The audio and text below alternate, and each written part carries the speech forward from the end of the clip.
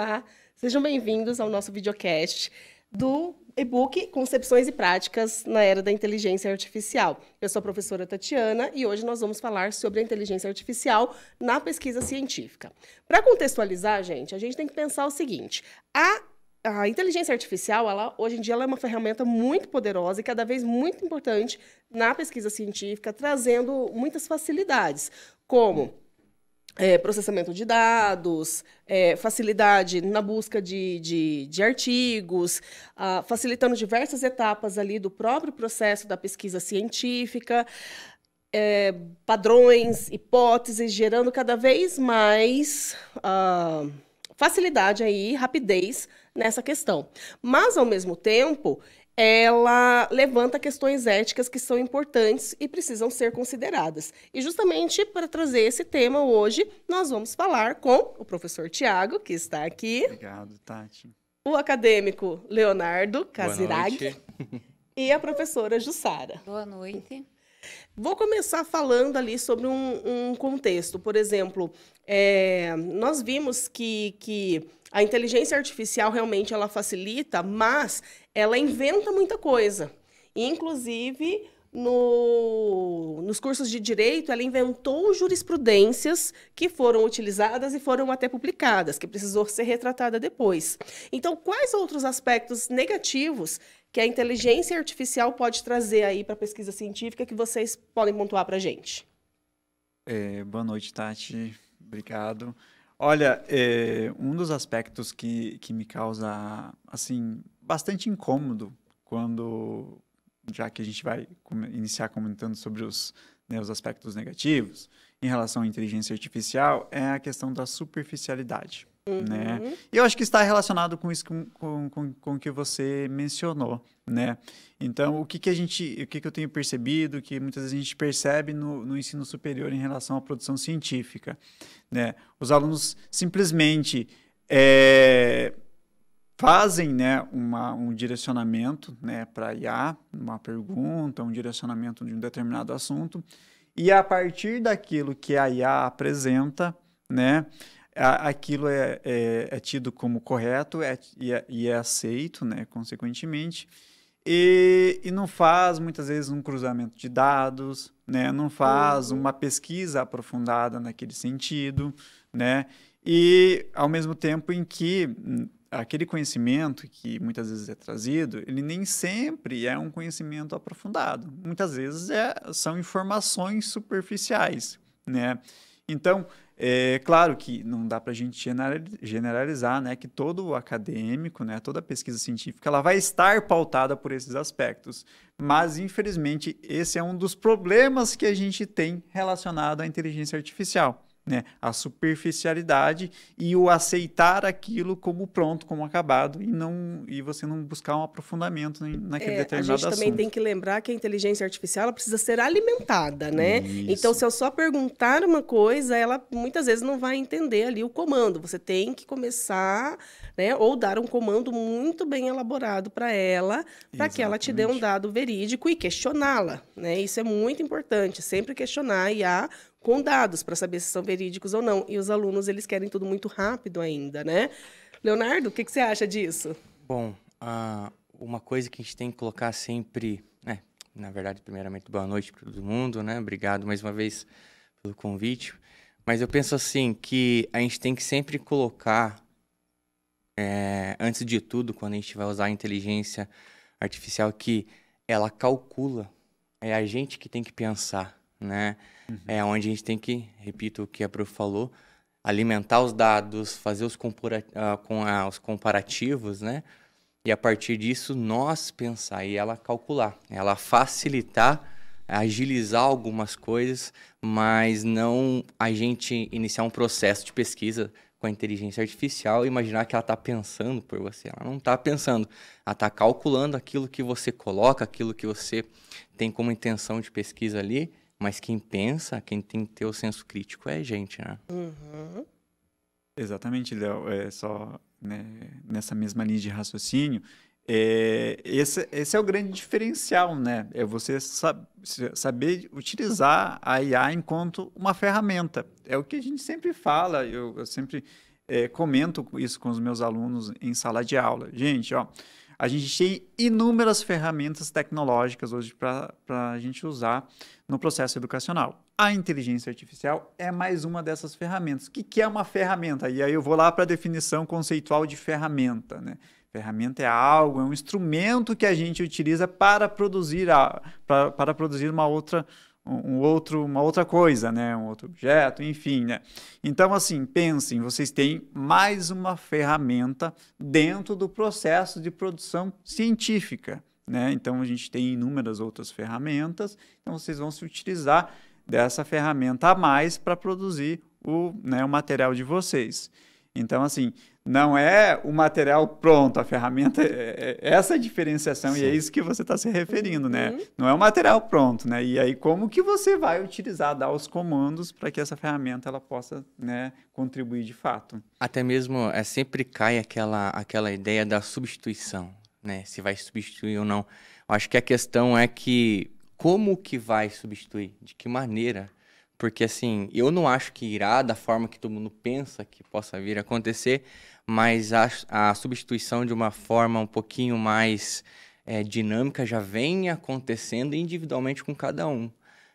A substituição de você parar, de você refletir, de você pensar. Eu acho que as coisas começam a tomar conta do seu cotidiano, do seu trabalho, quando você age dessa tal maneira, né? Que você deixa para aquilo resolver para você. Você está ali para ser o beneficiado, seja em qualquer forma ou qualquer coisa, né? Eu quero que você pense para mim, eu quero que você faça para mim e eu só quero estar aqui de boa, tudo tranquilo. Né? E isso é uma substituição. Isso traz... isso é perigoso. Traz um dos aspectos mais polêmicos da IA, que é o desafio à originalidade. Quem que é o autor? O autor é quem escreveu ou o autor é a IA? O que você acha disso, Prof. Jussara? O autor é o escritor ou Sobre esse aspecto, né? Essa polêmica. Como que a gente pode trabalhar com a IA para que, né, ela possa nos ajudar nesse processo? Bom, boa noite. Eu acho que é um desafio bem grande, bem como o Thiago pontuou, é como se fosse muito superficial, porque para que eu possa me aprofundar no assunto e etc., eu preciso também saber o que eu estou procurando para que eu possa fazer esse aprofundamento. E aí, eu acho que quando você discute sobre isso, a gente está falando basicamente sobre o plágio, né? O quanto é realmente produto da pesquisa desse aluno, produto do que foi respondido pela inteligência artificial. Eu acho que é válido no sentido de que se usa isso como uma ferramenta de pesquisa, literalmente, e como busca de validação de resultados. Então, se eu tenho posse de algumas informações, automaticamente eu necessito ter competências para que eu consiga pesquisar mais a fundo, que eu consiga validar esses resultados, conforme a Tati comentou, né, que a inteligência artificial criou situações. Vocês lembram bem de quando eu falei que fiz uma pesquisa com meus alunos e pedi para que eles colocassem o próprio nome deles na pesquisa? Uhum. E a pesquisa disse o que eles eram, o que eles faziam, e, na verdade, no final, não era nada daquilo que realmente eles faziam e o que eles eram. Então, eu acho que é nesse sentido que a gente precisa trazer essa consciência, essa utilização mais consciente de não repetir questões, de não repetir plágio, de não repetir ideias e realmente trazer um aprofundamento. Acho que é um desafio, na verdade, muito, muito grande.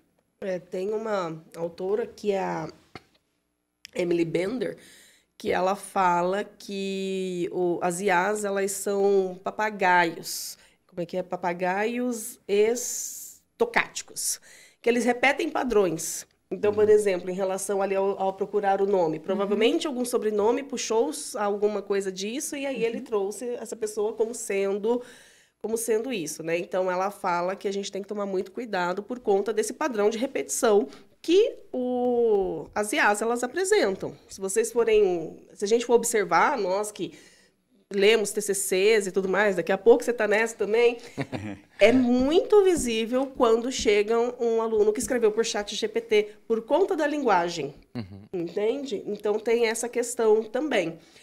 Além de tudo isso, né, é importante ali frisar que também apresentam outros tipos de danos, como, por exemplo, danos ambientais. Vou puxar um pouquinho aqui para a minha área, porque não só as IAs, né, mas todas as redes sociais, em geral, elas estocam muitos dados. E essa necessidade de estocar dados, ter toda uma infraestrutura para isso, aumenta a emissão. Eu achei um dado aqui, gente, que o ChatGPT, só no ano passado, ele emitiu o equivalente a 284 toneladas de carbono, devido à sua pesquisa, né? E ele precisa guardar, porque a inteligência artificial seria essa questão, né? Para vocês terem ideia, fazendo ali um comparativo, é o equivalente a 5 carros. A vida útil de 5 carros a emissão. Então, temos essa questão também. Existem outros riscos que a gente pode estar falando, né? Então, a gente pode estar... A gente ainda tem essa ideia de que a IA vai substituir o ser humano, que é a antropomorfização aí da IA. Não é mesmo? Eu acho que entra justamente nesse aspecto que nós comentávamos antes, dos aspectos negativos, né? Então, assim, ou, né, para ser mais suave, não tão positivos da inteligência artificial, porque você para pensar e comenta, nossa, olha como isso é bom, olha como é fácil, olha como é rápido. E se a gente for analisar mais a fundo, temos até, inclusive, né, impactos ambientais e grandes impactos ambientais, né? Mas eu gostaria de retomar só uma questão que a Jussara acabou levantando, que é a questão do plágio, e a Tati acabou complementando também, que a gente, né, a Tati é prof de TCC, a gente está sempre em bancas por aí, né, e a gente percebe quando o texto ele é, né, resultado de uma pesquisa que foi feita a partir da inteligência artificial. A gente consegue perceber isso enquanto professor, né? Ao mesmo tempo, se a gente passar esse texto num controle de plágio, né, ele não vai, né, ser reconhecido enquanto plágio, né? Mas a gente sabe que ele tem enquanto base a inteligência artificial. Mais do que isso, eu sei que aquele aluno, por exemplo, não tem determinadas leituras de determinados autores. Então, está citando um filósofo, está citando, né, um cientista social, um pesquisador, um sociólogo, que eu sei que aquele acadêmico ele não tem leitura suficiente em relação àquele pesquisador. Mas ele me deu um artigo, né, um trabalho de conclusão de curso, o exemplo de um trabalho de conclusão de curso, mas pode valer para uma dissertação ou até mesmo para uma tese, né, gente, para um artigo científico. Então, ele me deu esse trabalho e esse trabalho, ele tem, né, uma certa veracidade, né, ele tem a sua originalidade. Então, aqui a gente entra numa encruzilhada muito, muito complicada de se lidar, né? Como que a gente vai trabalhar com isso, sabendo que ele é resultado, né, dessa construção e de quem é a autoria, né? Eu acho que a Tati ia até comentar isso, né? A gente comentou anteriormente, que é a autoria desse trabalho. Sim. Pode falar. Continuando um pouco sobre o que o professor mencionou sobre escrever, né, o TCC ou até mesmo um artigo. A gente sempre vai voltar àquela mesma pauta da dificuldade enquanto docentes, né, encontrando, né, esse problema com os acadêmicos. Mas também, tipo assim, também uma ferramenta que a gente aprende a escrever ao mesmo tempo, que a gente aprende a pesquisar como fazer de uma forma um pouco mais rápida, né? Onde também pode se confundir, inclusive. E traz habilidades Exatamente. que antes a gente não tinha. Exato, de forma rápida, muito mais rápida. E isso que eu queria dizer que isso pode confundir. Mas, obviamente, que você não vai encontrar uma escrita lá perfeita, linda, maravilhosa, né? A ideia, obviamente, é notório que tem uma inteligência por trás, né?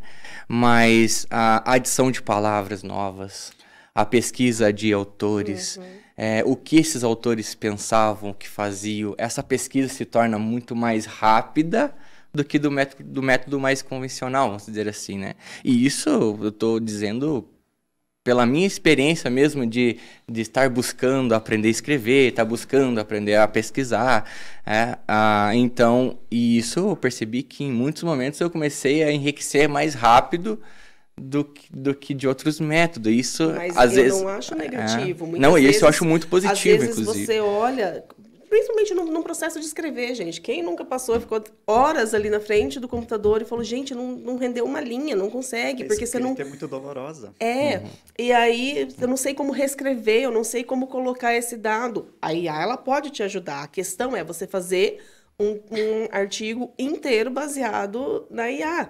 E esses artigos já chegaram em revistas importantes como a Nature. Nossa. Hoje em dia, a Nature ela está obrigando a ter eles têm que fazer uma consideração no artigo deles, que são aceitos, que tem tantos % de IA aqui.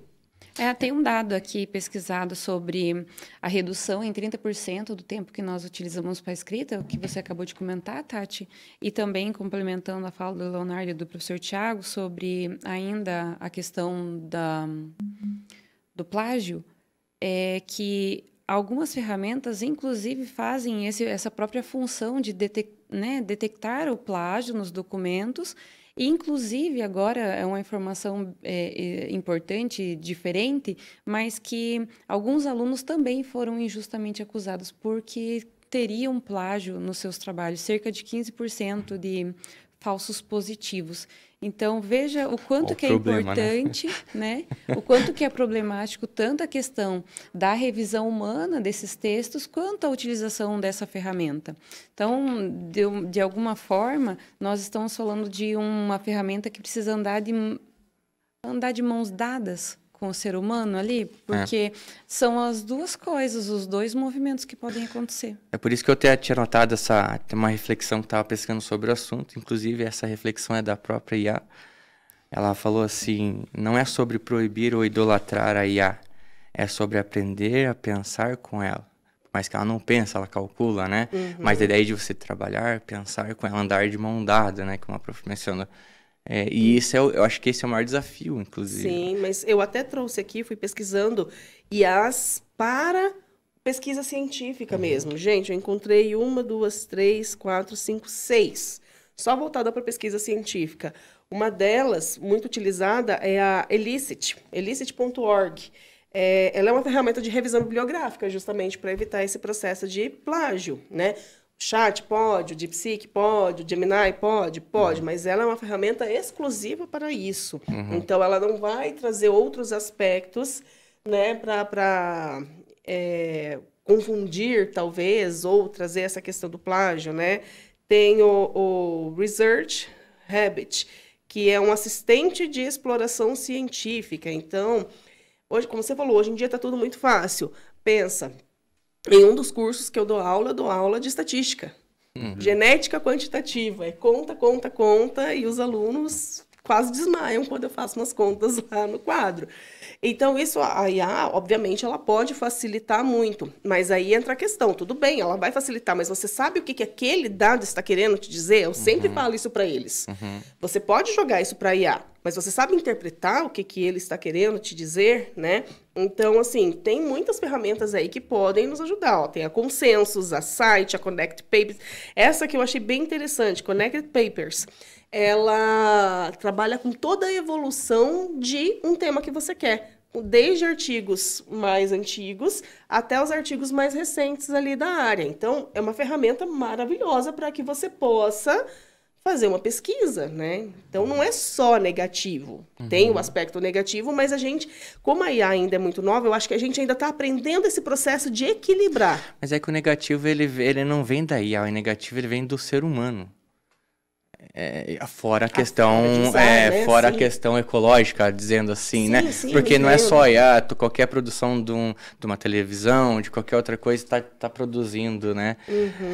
Poluentes. Mas assim, os problemas ele vêm do ser humano, a condição do ser humano, porque a IA ela é um cálculo, elas são algoritmos e ela é direcionada. Quem utiliza e quem direciona ela a partir dali é o ser humano, como conduz, né? Então, essa corrupção humana que a gente está basicamente, eu acho que em debate, né? Porque, é como o professor falou no início, é uma ferramenta. Só que, às vezes, talvez as pessoas confundam a ferramenta com uma solução da minha vida. E esse é um grande problema, né?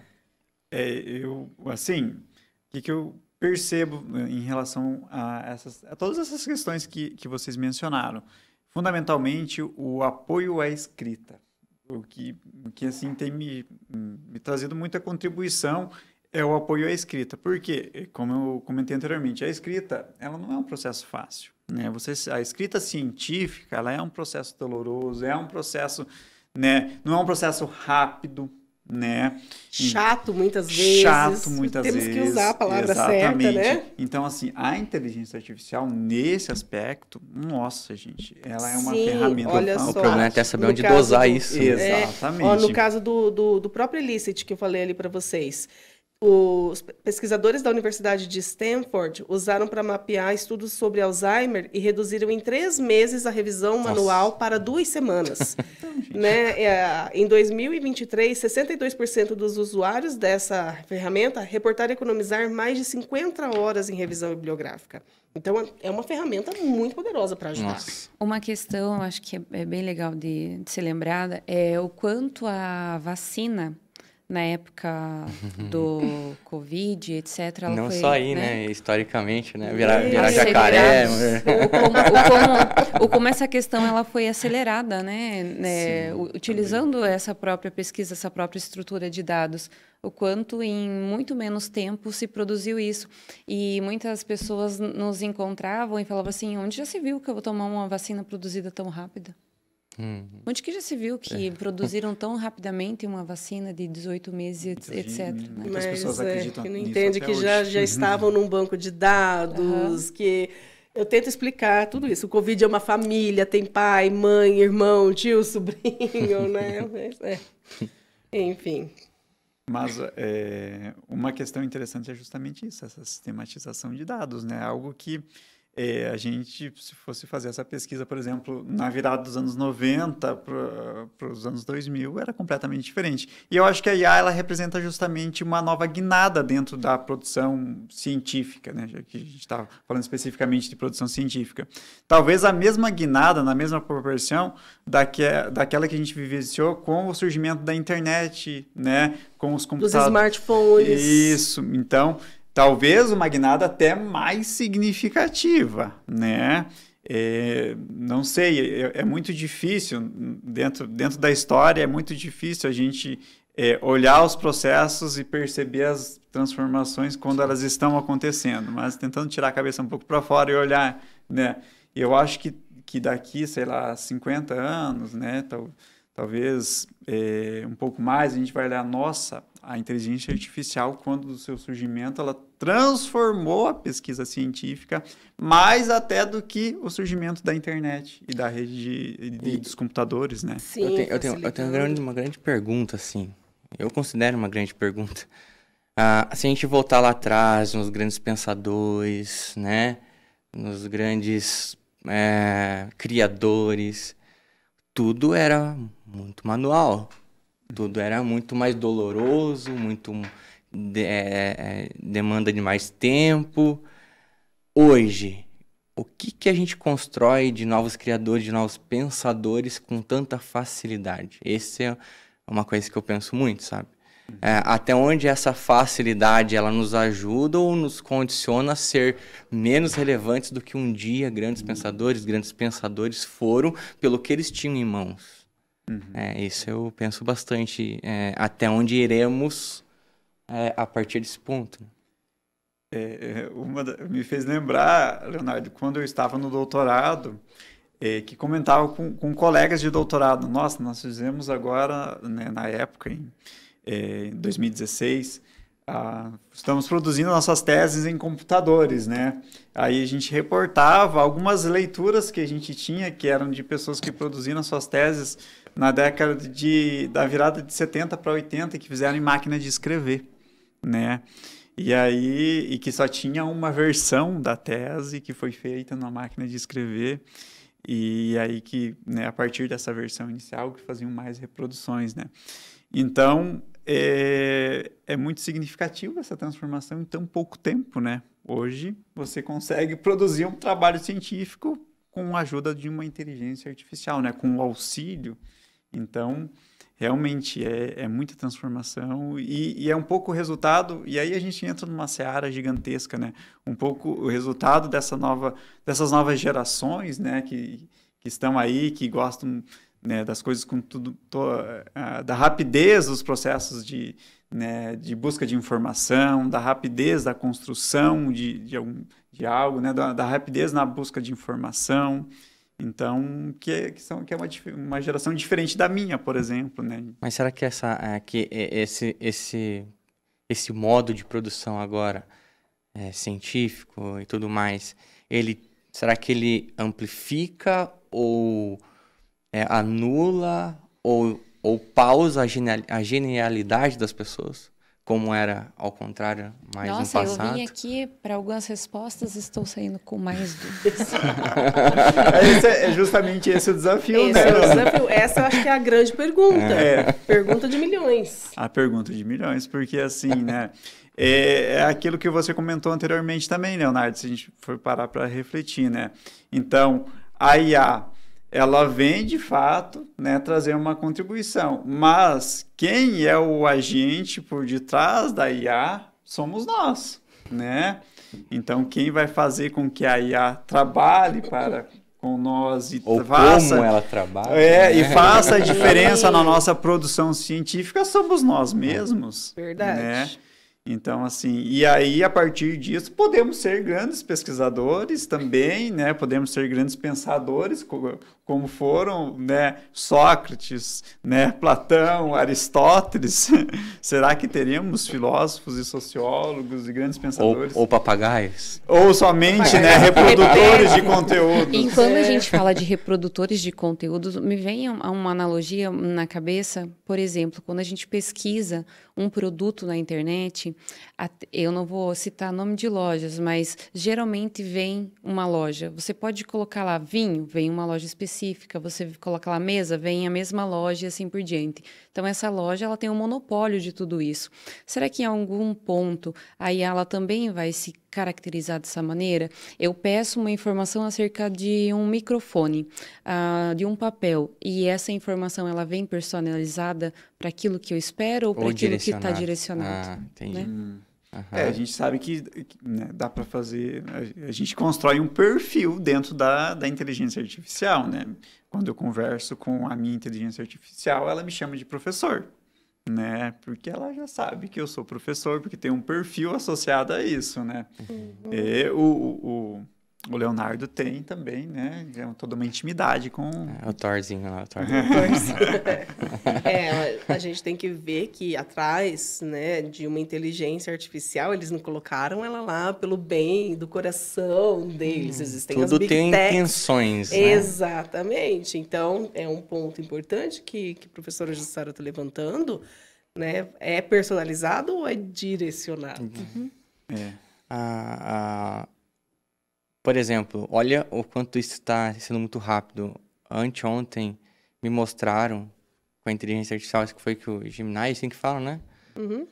Ele estava com dúvida no mercado, aí ele ligou a tela e falou, eu estou filmando. Aí ela, olha, já percebi que você está na seção dos cafés. Aí ele pede, qual que é o café mais em conta das marcas que estavam ali dela?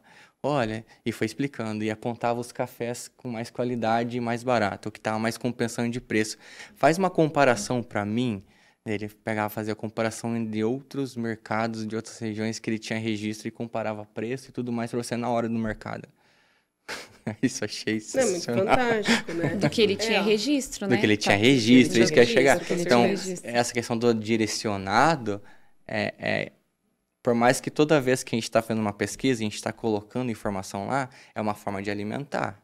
De alimentar a memória, de alimentar a informação que lá tem. E como essa informação que é colocada lá, ela é separada. Você pode alimentar ela de qualquer forma. Quem é que separa? Como é que separa? Quem classifica o que é informação, o que não é informação?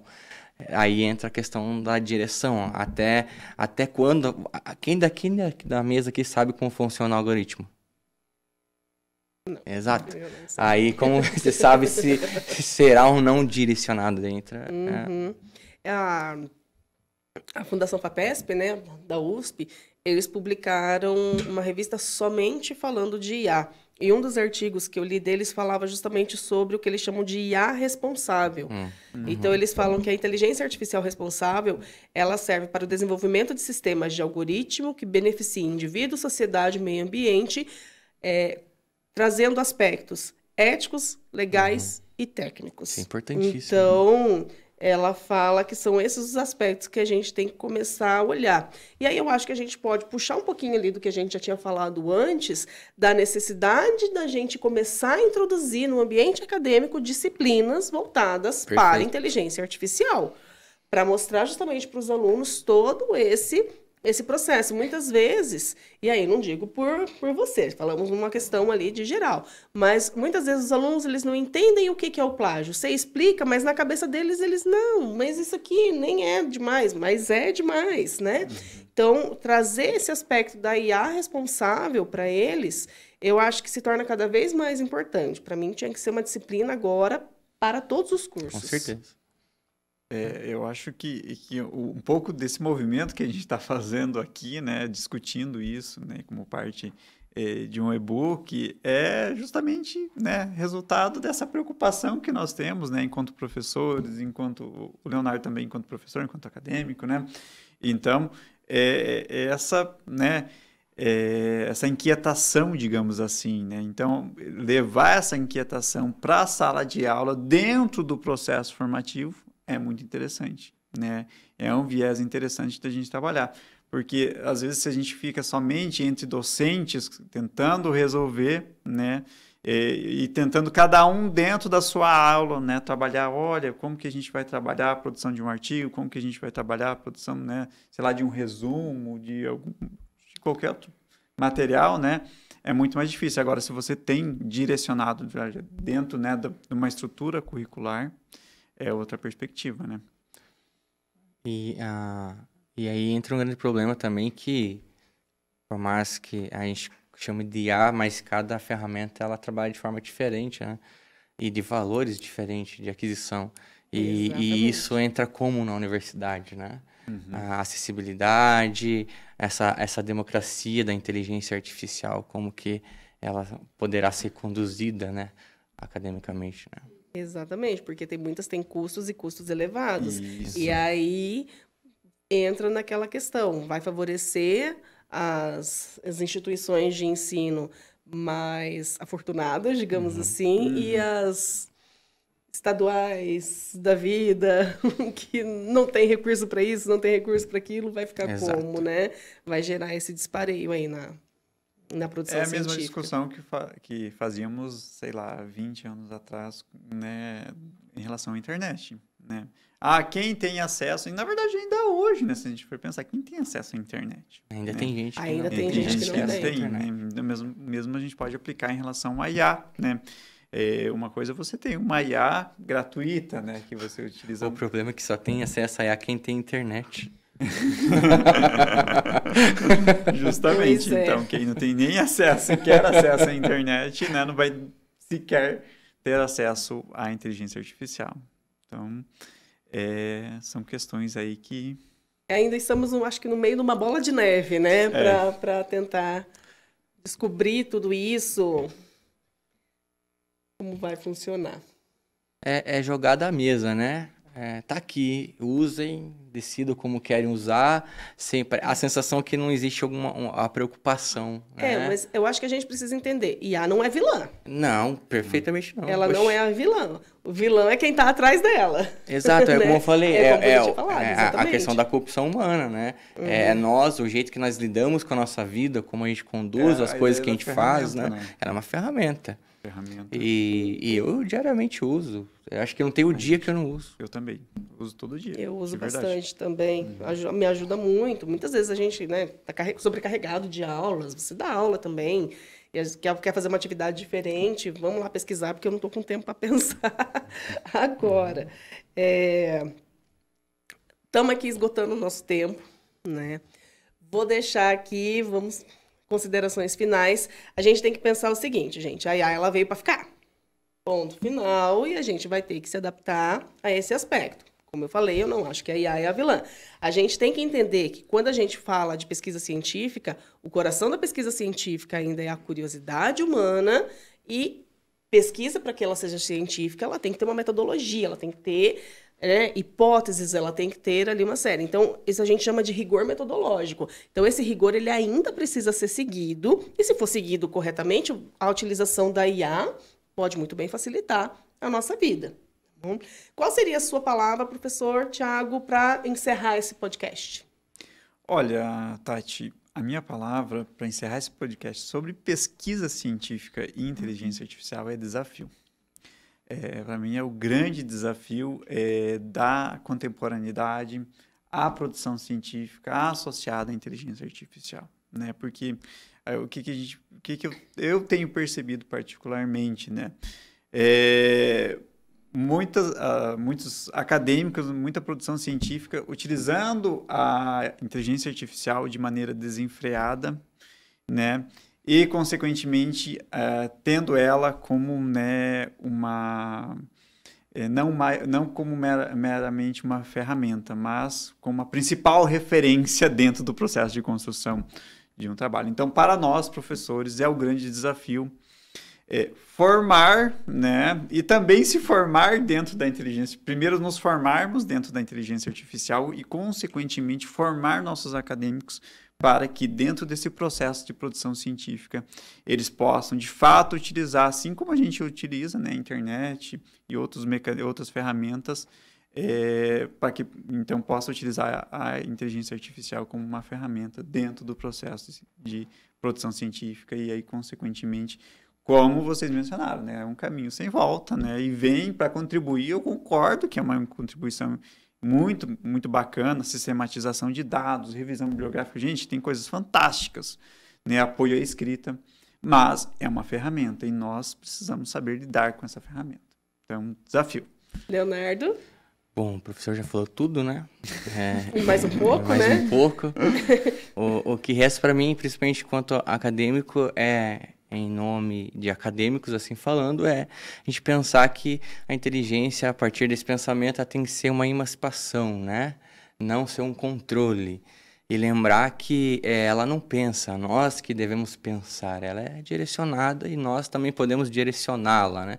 Mas para a gente conseguir direcioná-la da melhor forma, é a gente pensando por trás, né? E sobre a educação também, enquanto professor, assim dizendo, seria a ideia que a inteligência é uma tutora, a educação só pode ser feita por um humano, né? Então ela tem que ser humanizada.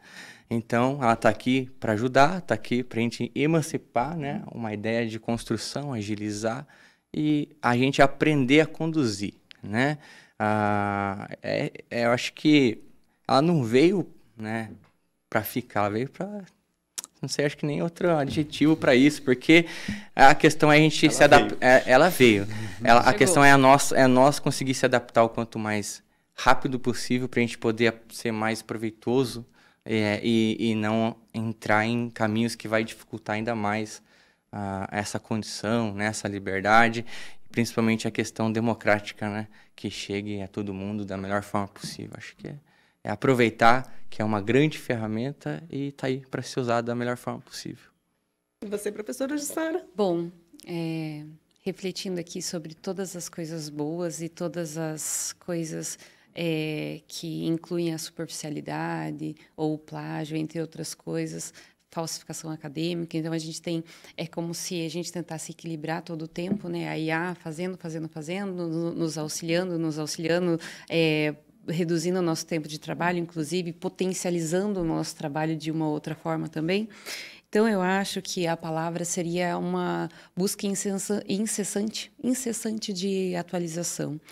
É uma busca incessante de atualização, de busca por regulamentação, talvez. O quanto a gente tem de regulamentação para utilização da IA nos trabalhos acadêmicos, de que forma que a gente vai referenciar isso nos nossos trabalhos acadêmicos, o quanto isso vai ser estimulado, aproveitado, e dentro da nossa própria sala de aula, quem sabe, direcionado pelo próprio professor. A Tati, como orientadora do TCC, sabe bem essa questão de referências, de busca, etc., de que forma que a gente vai chegar aí em algum modelo que seja padrão, regulamentado e seja válido, né, para aquele que pesquisou, para aquele que escreveu.